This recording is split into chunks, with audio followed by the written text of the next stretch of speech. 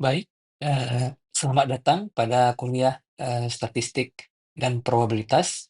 Pada kesempatan kali ini kita akan membahas tentang, uji hipotesis dengan fokus, sampel tunggal, yaitu kita ingin melakukan uji hipotesis untuk, mean atau nilai rata-rata dari, sampel tunggal.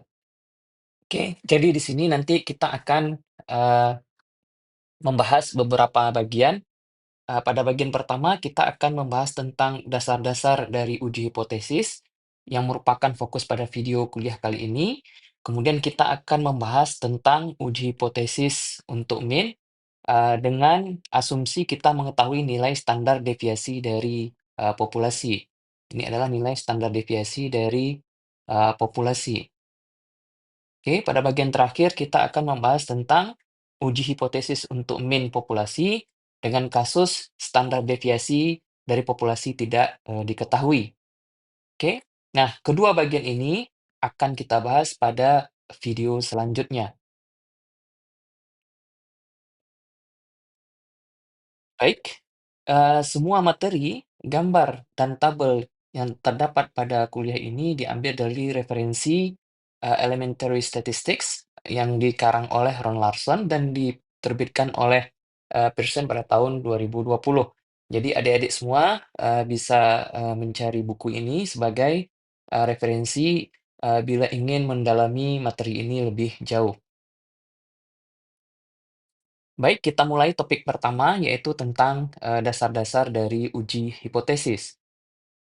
Oke, mari kita mulai dengan definisi dari uji hipotesis. Jadi di sini uji hipotesis didefinisikan sebagai sebuah proses, oke, sebuah proses yang menggunakan statistik sampel atau sample statistics untuk menguji sebuah klaim atau dugaan tentang nilai sebuah parameter populasi, di mana contoh dari parameter populasi di sini adalah mean dan standar deviasi.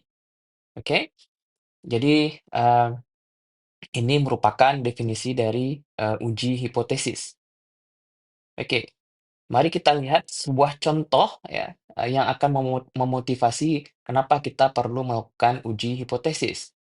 Oke, coba kita lihat kasusnya. Sebuah perusahaan mobil mengiklankan bahwa mobil hibrid mereka yang terbaru itu mempunyai konsumsi bahan bakar gas mileage itu rata-rata 50 mil per galon. Di mana ini Anda bisa mencari di mmm, referensi secara online, 1 mil per galon itu kira-kira 0,425 kilometer per liter.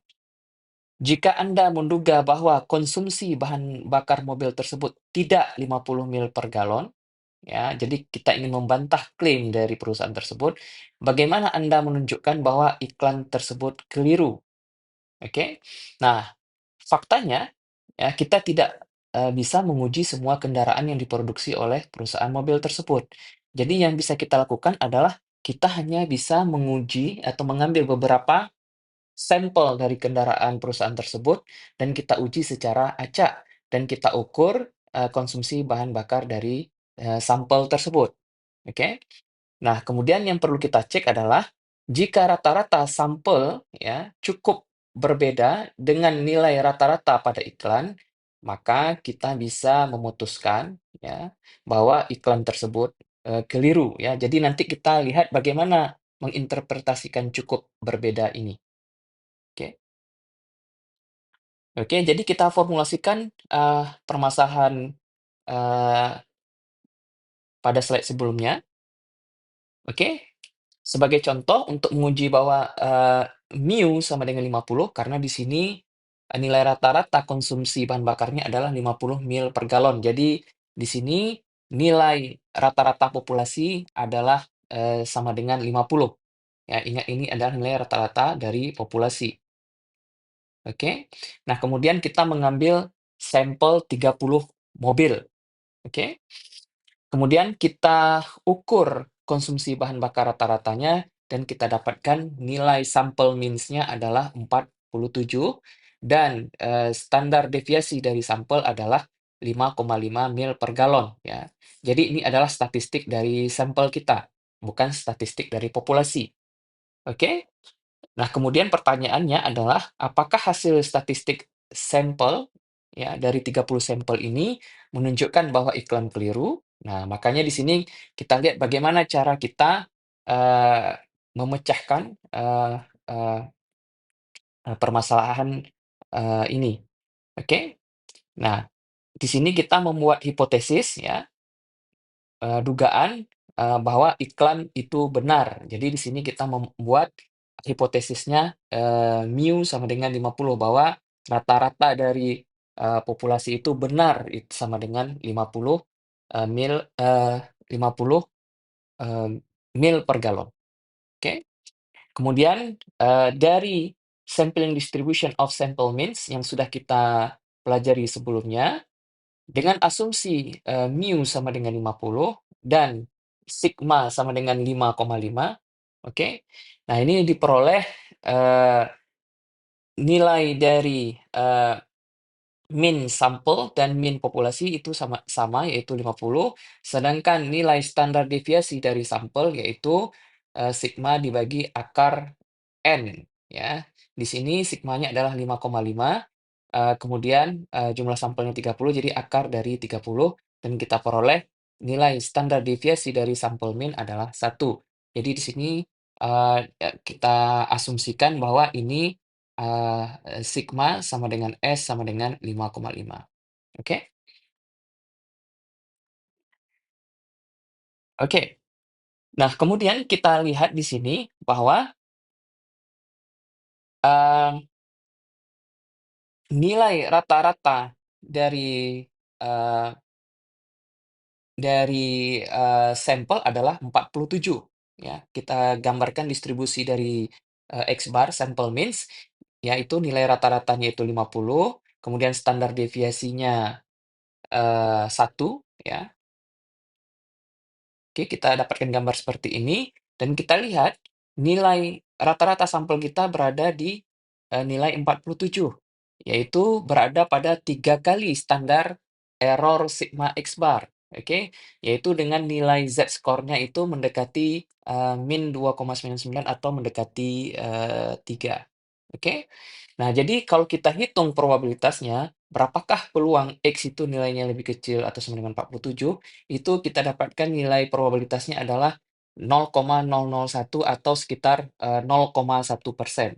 Dan ini bisa kita anggap sebagai, kejadian yang tidak biasanya atau kejadian yang jarang terjadi ya, atau unusual event, atau kejadian yang luar biasa ya, yang kecil sekali kemungkinannya. Jadi, hipotesis iklan benar itu merupakan hasil yang hampir tidak mungkin, ya, karena berada di ujung sekali, probabilitasnya sangat kecil. Jadi, hipotesis iklan benar itu merupakan kejadian yang jarang sekali terjadi. Jadi, kemungkinan besar, nah, iklan tersebut adalah, keliru. Oke, jadi, jadi nilai rata-ratanya itu kayaknya tidak mungkin, 50 mil per galon. Oke? Jadi demikian kira-kira, contoh yang memotivasi, kenapa kita memerlukan uji, hipotesis, oke? Nah, sekarang mari kita, lihat lagi definisi yang sebenarnya dari, hipotesis, oke? Nah, hipotesis ini terbagi menjadi 2, yaitu, null hipotesis dan alternatif hipotesis. Null hipotesis ini dilambangkan dengan H0 ya, adalah, hipotesis statistik yang memuat pernyataan, yang mengandung, equality atau sama dengan. Jadi contohnya lebih kecil atau sama dengan, kemudian sama dengan, lebih besar atau sama dengan. Jadi ada tanda sama dengannya, oke? Sedangkan alternatif hipotesis merupakan anti atau komplement dari H0. Jadi alternatif hipotesis ini dilambangkan dengan HA, itu pasti benar jika H0 salah. Dan karakteristik dari HA adalah dia memuat pernyataan strict inequality, jadi tidak sama. Jadi kalau lebih kecil ya lebih kecil, bukan lebih kecil atau sama dengan, kemudian tidak sama dengan, dan lebih besar. Oke? Jadi kita lihat di sini sebagai contoh, H0 dan HA. Di sini kita lihat, yang pertama H0 itu mu lebih kecil atau sama dengan K. Jadi memuat, pernyataan persamaan ya, lebih kecil atau sama dengan. Sedangkan HA-nya itu mu lebih besar dari K. Jadi kita lihat di sini H0 dengan HA itu, komplementari ya, satu sama lain. Kasus yang kedua ini yang kasus lebih besar H0-nya. Jadi mu lebih besar atau sama dengan K, kemudian sudah pasti HA-nya itu mu lebih kecil dari K. Ya, kemudian yang terakhir ya, ini memuat pernyataan, mu sama dengan K untuk H0-nya, sedangkan HA-nya mu tidak sama dengan K. Oke, ini adalah contoh formulasi hipotesis yang benar. Oke, mari kita lihat pernyataan verbal dari, H0 dan HA. Jadi kolom di sini menyatakan pernyataan verbal dari H0, sedangkan yang di sini menyatakan pernyataan verbal dari HA. Jadi mari kita lihat contoh yang pertama. Yaitu sedangkan yang kolom di tengah pernyataan matematis ya. Jadi kita lihat contoh yang pertama, H0 di sini kita lihat mu lebih besar dari K, sedangkan HA-nya mu lebih kecil dari K. Jadi kita lihat pernyataan verbal untuk H0-nya, jadi kita lihat dulu bagaimana pernyataan H0-nya, kita lihat kolom sebelah sini, sedangkan untuk HA kita lihat di sebelah sini.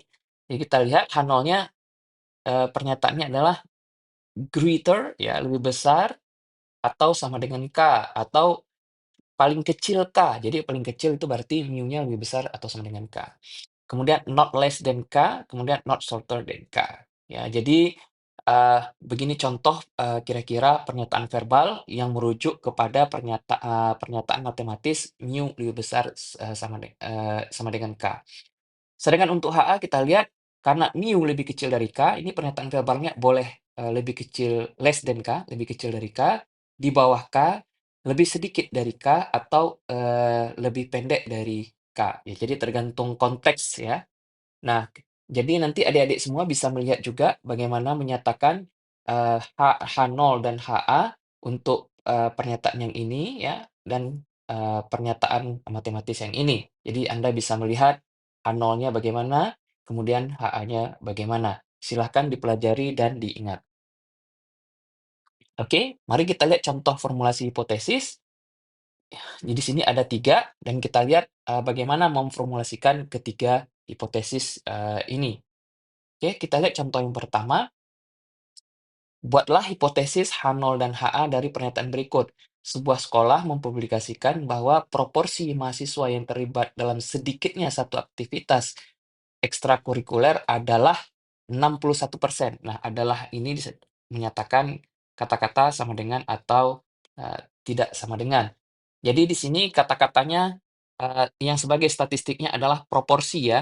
Nah, ini kita tidak mempelajarinya, apa namanya, statistik, tes statistiknya adalah proporsi. Yang kita pelajari adalah nilai mean dan standar deviasi. Oke, jadi ini di luar skop dari kuliah ini, oke. Jadi ini hanya sebagai contoh saja. Jadi, klaimnya adalah proporsi mahasiswa yang terlibat dalam sedikitnya satu aktivitas adalah 61%. Jadi di sini P sama dengan 0,61. Jadi formulasi hipotesisnya P sama dengan 0,61. Ingat, H0 selalu membuat atau selalu mengandung pernyataan sama dengan. Oke? Sedangkan HA-nya P tidak sama dengan 0,6. Sedangkan klaim di sini adalah H0, bukan HA. Oke, jadi klaim boleh di H0, boleh di HA.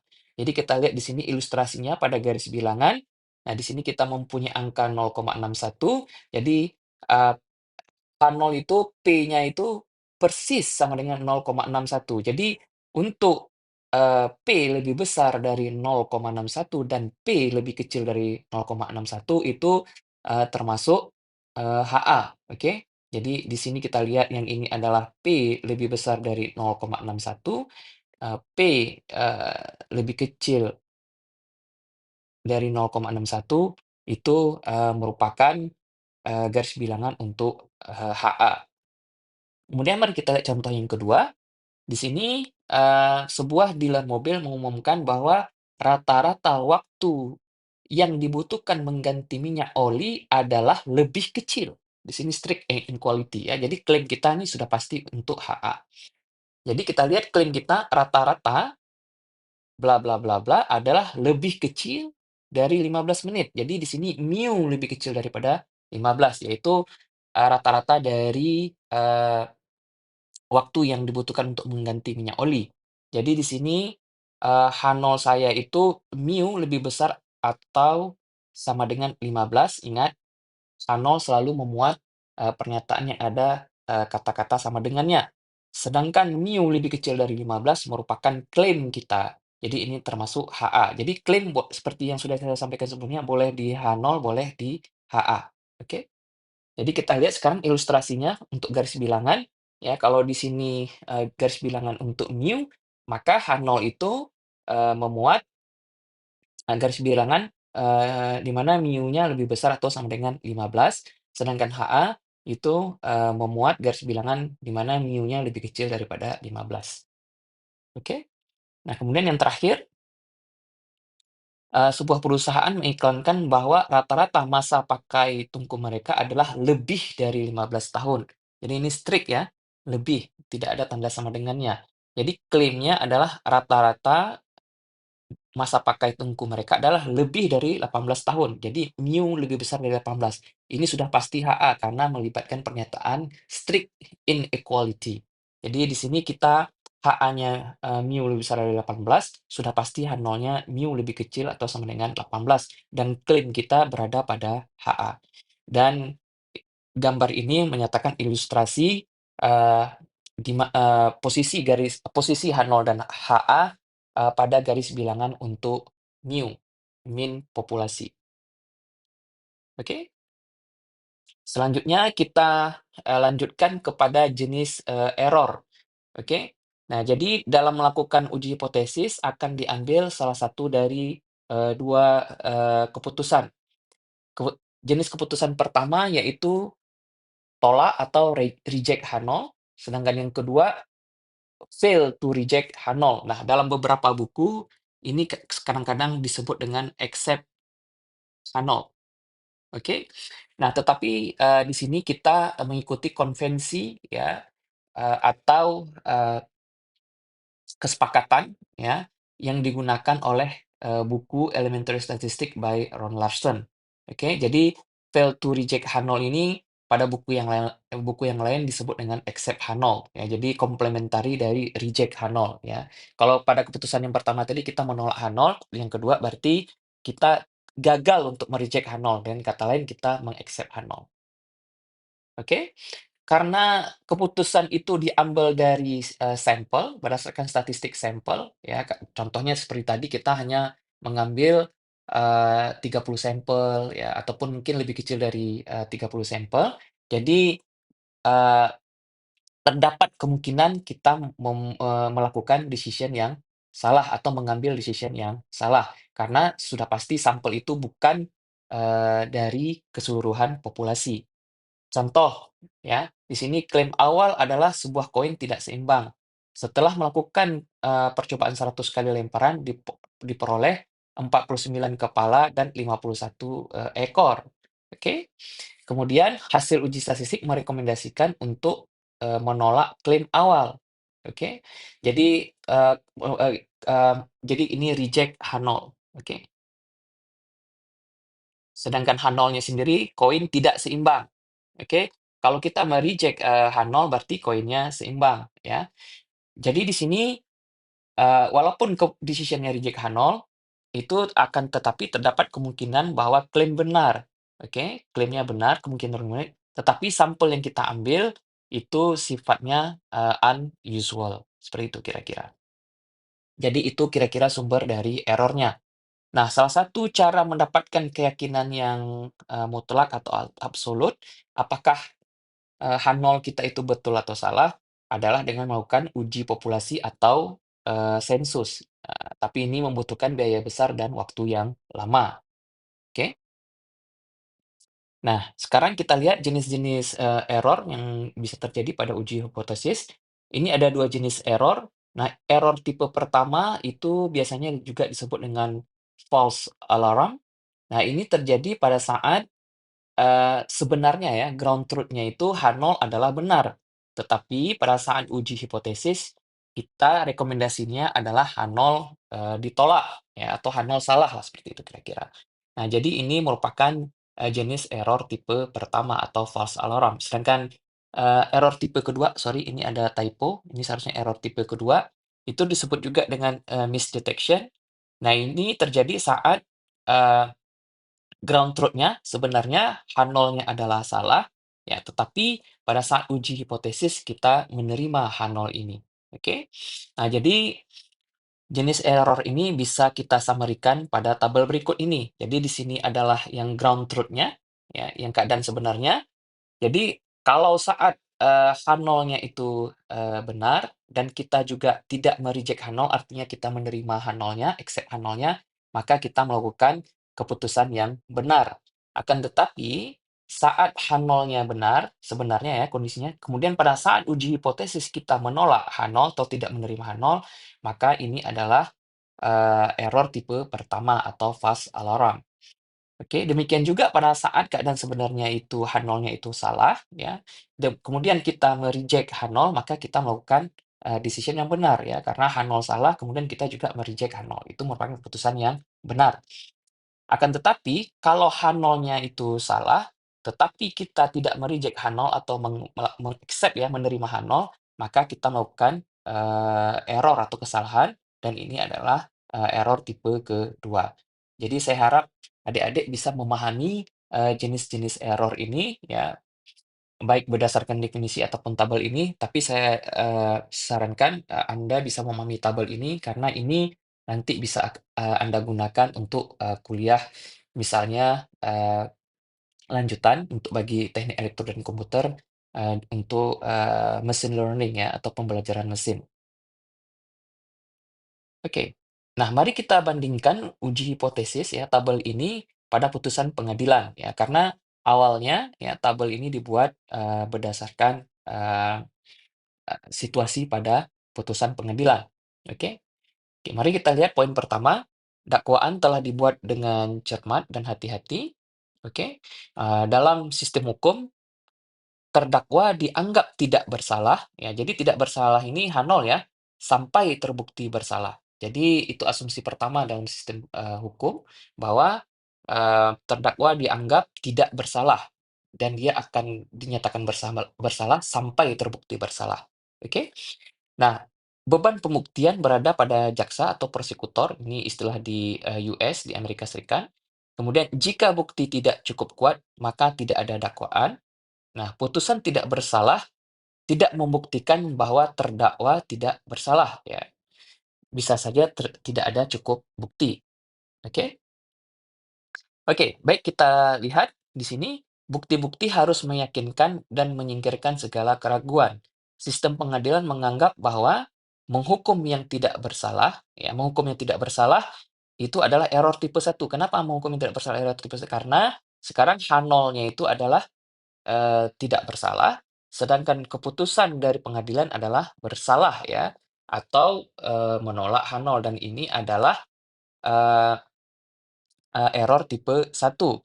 Itu ya jadi error tipe satu ini lebih berat atau menyakitkan dibandingkan error tipe 2 yaitu membebaskan yang bersalah. Jadi sebenarnya dia bersalah, tetapi mungkin ya karena kurang bukti, keputusan pengadilan menyatakan dia tidak, bersalah, ya seperti itu kira-kira. Jadi, me-reject, eee jadi, dari, eee Meng-accept, hukumannya adalah, not guilty atau, me-reject, atau accept H0, tidak bersalah, oke? Ya, jadi di sini bisa kita lihat, tabel kebenarannya itu mirip dengan tabel kebenaran, eee, pada definisi tipe error di sini, oke? Oke, sekarang mari kita lihat, definisi berikutnya yaitu level of significance atau alfa, oke? Kita lihat dulu poin pertama, yaitu tentang, null hypothesis atau H0 akan ditolak bila sampel statistik dari sampling distribution mempunyai nilai yang tidak biasa atau jarang terjadi, oke? Nah, kejadian yang jarang terjadi ini atau unusual ini terjadi dengan probabilitas yang kecil ya, sekitar 0,05, 5%. lebih kecil dari sekitar 5% atau lebih kecil, oke? Nah, ketika uji statistik dilakukan ya, probabilitas unusual event ini biasanya ditentukan, eee, dengan nilai 0,10 atau lebih kecil, 0,05 atau lebih kecil, atau 0,01 lebih kecil, yang ini 10% ya.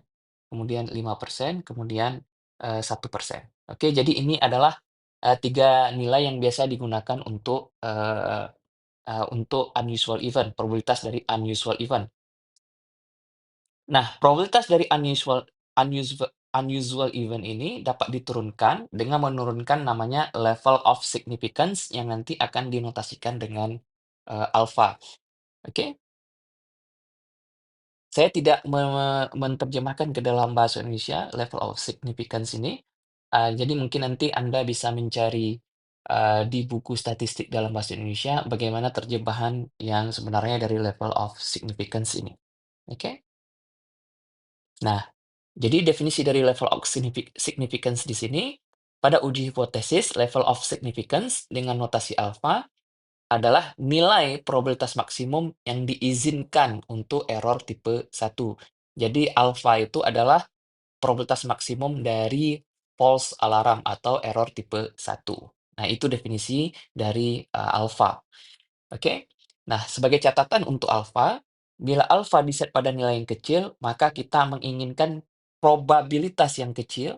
Ya, jadi ini kita lihat, bagaimana pengaruh alfa, eee, pada, probabilitas kita menolak sebuah null hipotesis. Jadi di sini bila alfa diset pada nilai yang kecil, maka kita menginginkan probabilitas yang kecil untuk menolak sebuah, null hipotesis. Jadi nanti kita lihat bahwa biasanya nanti kurva dari, tes statistik kita itu adalah distribusi normal, oke. Nah, biasanya nanti di sini adalah area untuk H0 ya, sedangkan di sini adalah area, untuk, alfa, oke. Oke, jadi di sini area untuk, fail to reject H0 ya, yang besar ya, reject H0. Sedangkan yang ini adalah area untuk, reject, H0, oke. Nah, jadi kalau semakin kita, kecilkan nilai alfa, berarti kita, kemungkinan untuk, me-reject H0 juga semakin kecil. Kira-kira seperti ini ilustrasi untuk poin yang pertama. Nah, nilai alfa yang biasa digunakan seperti yang sudah saya sampaikan pada slide sebelumnya adalah 0,1 atau 1%, 0,05 atau 5%, dan 0,01, atau 1%, oke? Nah, kemudian probabilitas error tipe 2 ini biasanya dilambangkan dengan, beta, oke? Dan kita tidak akan membahas tentang, beta pada beberapa kuliah selanjutnya, jadi saya tidak akan membahas tentang beta ini dengan, detail, oke? Nah, sekarang kita melihat konsep yang lain yaitu p-value. Jadi kita akan melakukan, uji statistik dengan p-value. Jadi nanti pada, video berikutnya kita akan melakukan uji statistik, dengan 2 cara. Yang pertama yaitu dengan p-value, yang kedua dengan, rejection, region ya. Oke, jadi mari mari kita lihat dulu teknik uji statistik dengan p-value. Nah, di sini setelah kita memformulasikan H0 dan HA, dan kita juga sudah menentukan alfa, maka langkah berikutnya dalam uji hipotesis adalah mendapatkan N sampel acak dari, populasi, oke? Kemudian dari sampel tersebut kita hitung nilai rata-ratanya, X bar, dan juga nilai, standar deviasinya, oke? Yang berhubungan dengan parameter yang ada pada, H0, oke? Nah, statistik sampel ya, seperti X bar dan S kuadrat di sini ya, itu disebut juga dengan, statistik uji atau tes statistik. Nah, jadi saya lebih sering nanti menggunakan istilah tes statistik dibandingkan dengan, statistik, uji. Oke, kemudian jadi tes statistik di sini boleh X bar, boleh, S kuadrat, oke. Dengan asumsi bahwa H0 benar, tes statistik kemudian dikonversikan menjadi standardized tes statistik.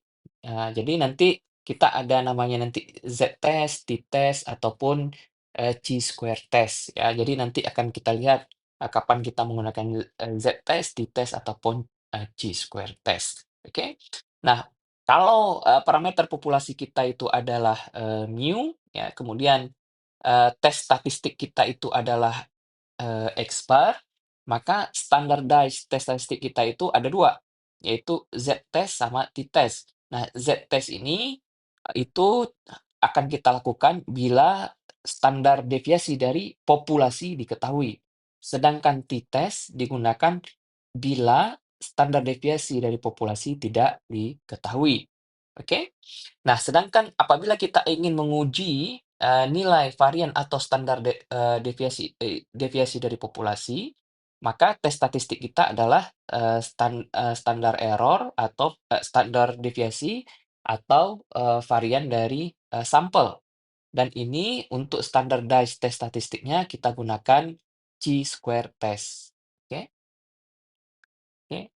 Mungkin pada material pada tabel ini, Anda semua belum, eee mengetahui secara detail, nanti akan kita, bahas lebih detail pada saat kita melakukan, uji statistik. Oke, salah satu cara untuk menentukan, untuk menolak H0 ataupun fail to reject H0 adalah dengan menentukan apakah probabilitas standardized test statistik, ya, Z-score ataupun T-score-nya nanti misalnya kalau untuk, sampel mean ataupun, nilai chi-square-nya itu lebih kecil dari level significance, ya. Jadi nanti kita kalau untuk Z-test nanti kita melihat apakah nilai Z-nya itu lebih besar atau lebih kecil, eee dari level of significance-nya, oke? Oke, mari kita lihat dulu, definisi dari p-value karena nanti kita akan menggunakan p-value ini untuk melakukan uji, statistik, oke? Nah, jika, null hipotesis, H0 benar, maka p-value atau probability value, dari sebuah uji hipotesis adalah probabilitas dari sebuah, sampel statistik lebih ekstrim atau sama dengan nilai yang diperoleh dari, data, sampel, oke? Nah, kemudian di sini, eee pengertian ini mungkin agak abstrak, nanti akan kita bahas, nilai p-value ini dengan, contoh, oke? Nah, untuk uji hipotesis sendiri itu terbagi 3, yang pertama yaitu left tail, ya, ekornya di sebelah kiri, kemudian right tail, ya, ekor kanan, kemudian two tail. Jadi kita mempunyai ekor, kiri dan ekor kanan. Oke, nanti kita bahas contohnya. Kemudian jenis uji hipotesis, bergantung kepada lokasi area sampling distribution yang mengarah kepada reject H0 atau fail to reject, H0. Oke. Kemudian yang terakhir, p-value sebuah uji hipotesis tergantung kepada jenis, uji hipotesis, apakah left tail, right tail, ataupun two tail. Ya, kita lihat lagi pada poin ini. Oke. Oke, mari kita lihat sekarang p-value untuk left tail test. Ya, jadi di sini kita lihat, nanti standardized test statistik biasanya merupakan, kurva normal standar. Maka kita lihat di sini, untuk H0 ya, mu lebih besar atau dari K, sedangkan HA-nya itu mu lebih kecil dari, K, maka eee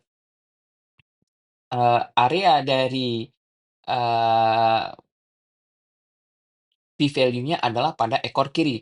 Nah, ini bisa kita identifikasi dengan melihat dari HA-nya. Jadi kita lihat di sini HA-nya itu mu lebih kecil dari K. Nah, di sini sudah pasti kalau ada tanda lebih kecil dari K di sini kita mempunyai left tail test. Oke. Nah, P di sini, p-value di sini adalah luas area ya di sebelah kiri dari standardized test statistik. Jadi misalnya kalau di sini kita tes statistiknya adalah Z-test, di sini ada disebut nanti ada nilai, Z kritis di sini. Jadi nilai area di sebelah nilai Z di sini adalah nilai value. Oke? Sekarang kita lihat dulu untuk, oke, definisi dari left tail test, sudah diberikan di sini.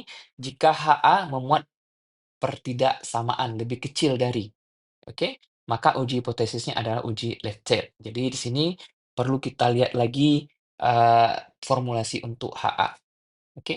Nah, untuk right tail test, ini kalau HA-nya memuat pertidaksamaan lebih besar dari, oke. Jadi kita lihat di sini, kalau HA-nya mu lebih besar dari, kita mempunyai right tail test. Oke, dan nilai p-value kita berada, di sebelah kanan dari nilai, standardized test statistik. Jadi nilai standardized test statistik ini perlu kita hitung untuk setiap, uji hipotesis. Oke, untuk two-tailed test, ini kalau HA-nya memuat tanda tidak sama dengan, oke. Jadi kita mempunyai, area P-nya itu di sebelah, ekor kiri dan ekor, kanan, di mana luasnya masing-masing setengah P. Jadi kalau di total jumlahnya adalah P, oke? Oke? Nah, area ini disebut dengan, p-value, oke? Jadi kita lihat di sini semakin kecil kecil nilai p-value, semakin banyak alasan atau bukti, untuk menolak, H0. Nilai p-value yang sangat kecil mengindikasikan, unusual event. Jadi p-value ini mengindikasikan unusual event. Perlu diingat bahwa di sini, walau nilai p-value yang sangat rendah, bukan merupakan bukti bahwa H0 salah bahwa H0 atau salah atau false, hanya saja H0 mungkin, salah, oke. Jadi kata-katanya di sini mungkin, jadi bukan absolut ya. Oke, bagaimana kita melakukan keputusan dengan menggunakan nilai p-value? Jadi kita lihat di sini, jika p-value-nya itu lebih kecil atau sama dengan alfa, maka keputusan dari uji hipotesis adalah kita menolak H0, oke? Nah, kalau nilai p-value-nya itu lebih besar dari alfa, maka kita fail to reject H0 atau pada buku lain yaitu kita accept H0, oke? Catatan, fail to reject H0 tidak berarti kita menerima H0 itu benar. Makanya di sini pada buku Ron Larson dia tidak menggunakan istilah accept, H0, oke? Ini hanya berarti bahwa kita tidak punya cukup bukti untuk menolak H0, oke? Jadi di sini artinya. Jadi kita tidak punya cukup bukti untuk menolak, H0, makanya kita gagal untuk menolak H0. Oke. Nah, bagaimana kita melakukan, interpretasi keputusan? Oke. Jadi kalau klaim kita itu berada pada H0 dan keputusan kita itu H0, oke, maka, eee, kata-kata dalam interpretasi keputusan kita adalah tidak cukup bukti untuk menolak H0. Terdapat cukup bukti ya untuk, menolak, H0 karena klaim kita H0 kemudian kita H0 berarti kita mempunyai bukti yang cukup untuk, H0. Akan tetapi kalau klaim kita berada pada H0 kemudian kita, fail to reject H0 maka seperti pada contoh, ini, kita tidak mempunyai cukup bukti, not enough, evidence to reject, H0, oke? Sedangkan kalau klaim kita itu berada pada HA, oke, kemudian kita H0, maka cukup, bukti ya untuk mensupport, klaim kita. Sedangkan kalau kita klaim kita HA, sedangkan, dan di sini kita, fail to reject, H0 ya, atau accept H0, maka, kata-kata dalam interpretasi keputusan adalah tidak cukup bukti untuk, mensupport, klaim, kita. Oke, seperti itu kira-kira. Oke, jadi kita lihat pada baris ini selalu kata-katanya adalah enough evidence, terdapat cukup bukti. Nah, cuma di sini kata-kata yang cukup berbeda, di sini to reject, H0, yang ini, support. Oke?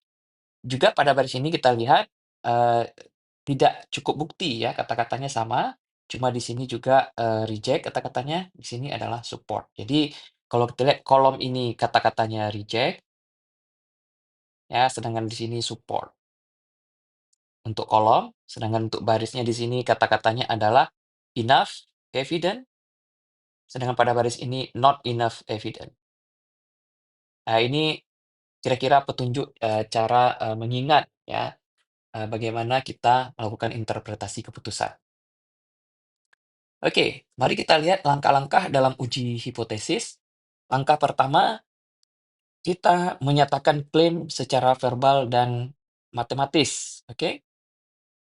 Jadi di sini, klaim kita H0 dan HA itu, kita identifikasi melalui klaim tadi, ya. Jadi kita harus formulasikan apa H0 kita dan apa HA kita dan di mana klaim kita berada, apakah pada H0 ataupun HA. Kemudian kita lihat, pada langkah berikutnya, kita harus menentukan, level of significance atau alfa. Jadi ini adalah parameter yang harus kita, ketahui sebelum melakukan uji hipotesis, oke? Kemudian langkah ketiga, kita yaitu menentukan sampling distribution, dan grafiknya, oke? Apakah nanti sampling distribution of sample means contohnya, dan nanti untuk standardized test statistiknya biasanya kurvanya adalah distribusi normal standar, oke? Kemudian langkah yang keempat, kita menghitung tes statistiknya, ini boleh X bar, boleh juga S kuadrat, dan standardized tes statistiknya. Standardized test statistik ini boleh nanti Z score, ya, boleh nanti ada T-score, kemudian chi-square score. Oke. Oke, kemudian kita tentukan, p-value kita dari standardized test statistik ini. Kita tentukan p-value-nya, kemudian kita gunakan decision rule, berdasarkan nilai p-value dan alpha. Oke. Jadi kita lihat kalau nilai p-value-nya itu lebih kecil atau sama dengan alfa, maka kita me-reject H0. Sedangkan kalau p-value-nya lebih besar, dari alfa, kita, mempunyai keputusan fail to reject H0. Kemudian langkah yang terakhir, kita tuliskan interpretasi dari decision kita berdasarkan, tabel yang ada, di sini. Oke? Oke, kita lihat contoh menentukan p-value, ya. Oke, kita lihat contohnya. Tentukan p-value untuk uji hipotesis left tail, oke? Dengan standardized test statistik Z sama dengan min 2,23. Jadi kita lihat di sini kita mempunyai, standardized test statistiknya Z sama dengan min 2,23, oke? Tentukan keputusan tentang H0 ketika alfa sama dengan 0,01. Jadi kita mempunyai di sini, diketahui nilai dari level of significance-nya 0,01. Oke, jadi kita lihat di sini nilai p-value adalah luas area, ya, luas atau area pada kurva distribusi normal standar yang berada di sebelah kiri, ya, karena di sini left tail, berarti yang di sebelah kiri, dari nilai standardized test statistik kita. Ya, standardized test kita adalah min 2,23. Jadi nanti kita cari berapa luasnya di sini. Oke? Nah, ini kita lihat bisa, nilai ini bisa kita tentukan dari, tabel distribusi, normal standar, yaitu nilai p-value adalah peluang Z kita itu lebih kecil atau sama dengan min 2,223 ya, karena ini areanya Z lebih kecil dari min 2,23 dan ini sama dengan nilai CDF dari distribusi normal standar. Ya, kita lihat tabel, nilainya adalah 0,0129, oke? Oke, jadi di sini kita sudah mendapatkan nilai P. Nah, untuk membuat keputusan, kita bandingkan dengan alfa. Di sini kita lihat bahwa P itu lebih besar dari alfa. Nah, karena P lebih besar dari alfa, keputusan kita adalah fail to reject H0, sesuai dengan yang ada di sini ya. Kalau P lebih besar dari alfa, kita fail to reject H0. Oke, oke. Kemudian kita lihat contoh kedua yang two-tail test. Oke, di sini kita dapatkan Z-nya itu 2,14. Oke, kemudian alfanya di-set 0,05. Oke.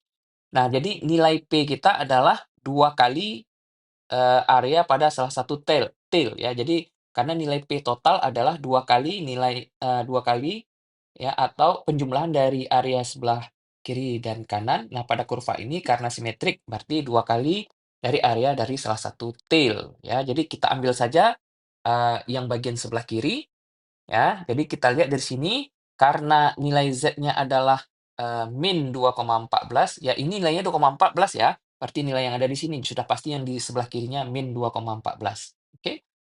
Ya, jadi nilai P itu adalah 2 kali dari area tail yang sebelah kiri, yaitu peluang Z lebih kecil atau sama dengan min 2,14, 2 kali dari pi. Ya, ingat ya, definisi dari ya, dari ini adalah, pi ya, karena pi adalah CDF dari, kurva, distribusi normal standar.